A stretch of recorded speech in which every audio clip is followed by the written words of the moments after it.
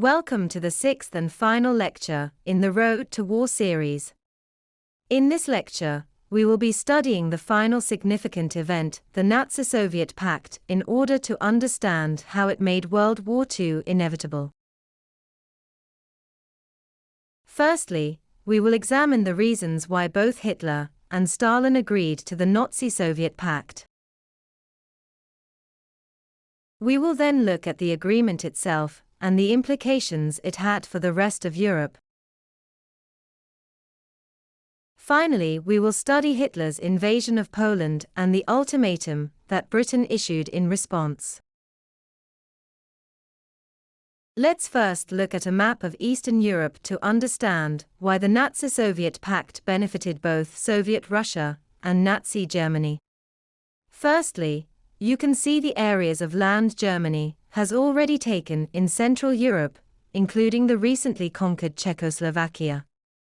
You then see how Poland is a large nation that stands between the Third Reich and the Soviet Union. As part of the Nazi-Soviet Pact, the two nations agreed to partition Poland and to annex the nation from both east and west. Nazi Germany and Soviet Russia were ideologically opposed to one another, and this meant there was mutual distrust. This is because the Nazi Party was a right-wing nationalist party. They had won the 1933 election with a tactic called negative cohesion, whereby they convinced the German middle and upper classes that the Nazi Party was the only party that could protect the higher echelons of society from a communist regime. Hitler had voiced his despise of communism in numerous speeches, and in his manifesto book Mein Kampf, he associated the communist ideology with the Jewish race, because its founder Karl Marx was from Jewish heritage. In contrast, the Soviet Union was ideologically opposed to the Nazi regime, because they were against big business and private ownership of both land and property. Stalin was naturally worried by Hitler's persistent advances into Eastern Europe. This is because he had made clear his intention to eradicate communism as a political ideology and system from Europe. As a result, Stalin embarked on a policy of rapid industrialization in order to build up the Russian army and resources ahead of another great conflict. The problem for Stalin was that he needed more time to prepare for this conflict, and Hitler was advancing eastwards at alarming speed. Furthermore, the Allied powers had made it clear that they would not stop Hitler's advances. America continued to uphold their isolationist policy, and Britain continued to use the policy of appeasement to allow Hitler to take land in Eastern and Central Europe. Stalin had felt insulted by the Munich Conference of October 1938. Not only had Britain and France rolled over and given in to Hitler's demands for the Sudetenland, they had also not felt fit to invite a representative of Russia to the conference. Britain especially had a deeply entrenched prejudice against the Soviet Union, because the British government was run by aristocrats, and British society was still very hierarchical. For example, the Foreign Secretary was Lord Halifax, a member of the nobility. Given that the Bolsheviks had killed the royal family and many of the nobility of Imperial Russia, Britain feared a similar fate if there was a communist rising in Britain. This meant that for many politicians, they feared the advances of Nazi Germany less than they feared the growing power of Soviet Union. This meant that Stalin ultimately felt isolated in Europe. He suspected that if the Nazis advanced to the border of Russia, the Allies would not muster troops in support. This led Stalin to consider the unthinkable, forming an alliance with Hitler, even though their nations were clearly opposed to one another. Let's now examine the key events that led to the Nazi-Soviet Pact. Firstly, Hitler's invasion of Czechoslovakia in March 1939 ended Britain's policy of appeasement. At this point it became clear that Hitler would soon invade Poland, and this was a step too far.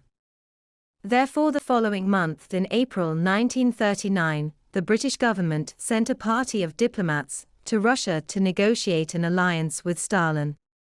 The party was led by a diplomat called Reginald Drax, and they chose to journey by boat rather than by plane, which meant the journey took longer, and sent Stalin a signal that this alliance was not high priority.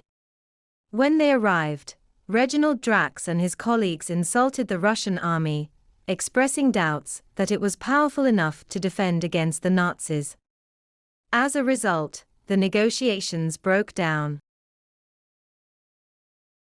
In contrast, Hitler sent a senior Nazi officer called Joachim von Ribbentrop, who arrived by plane and was very efficient in his negotiations.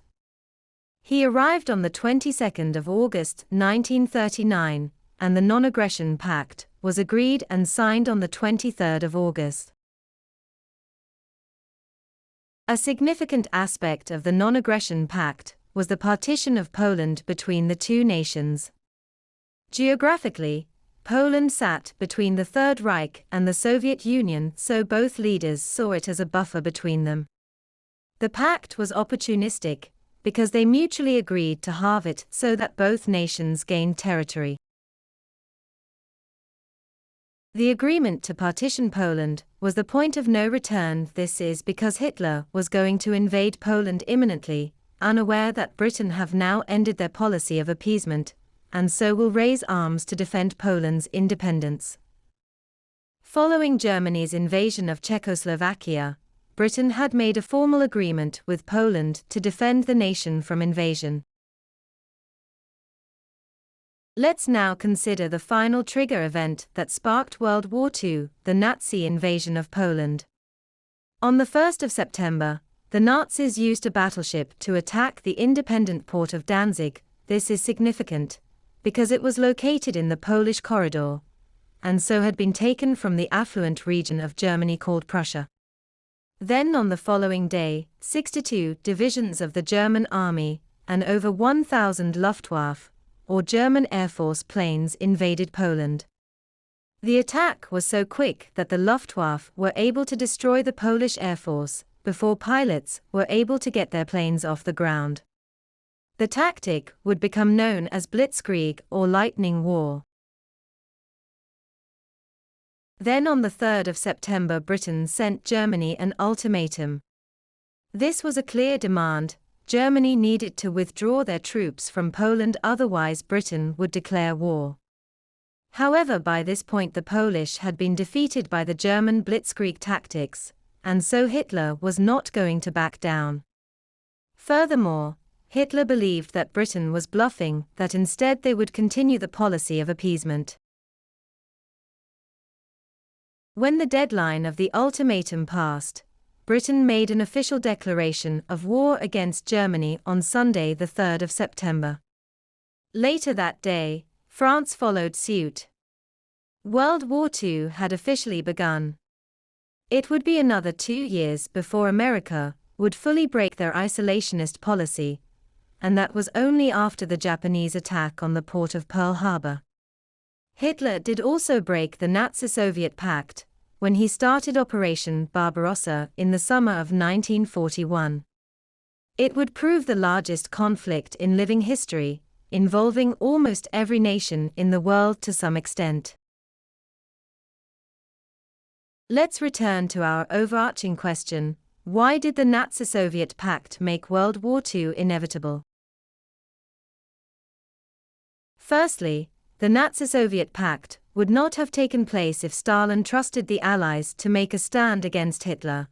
It was only because Stalin felt isolated from the rest of Europe that he chose to metaphorically get in bed with the enemy and sign the pact. Secondly, the agreement itself provided both Hitler and Stalin with an opportunity to take land in Poland, as they agreed to partition the country in two. However, earlier that year Britain had ended their policy of appeasement and reaffirmed their alliance with Poland. This meant that when the Nazis invaded Poland at the start of September, Britain issued an ultimatum. When Hitler ignored this threat, Britain and France declared war. Thank you for watching. This is the final lecture in this series. Feel free to re-watch these videos and look out for shorter videos that provide analysis of the political cartoons from the period.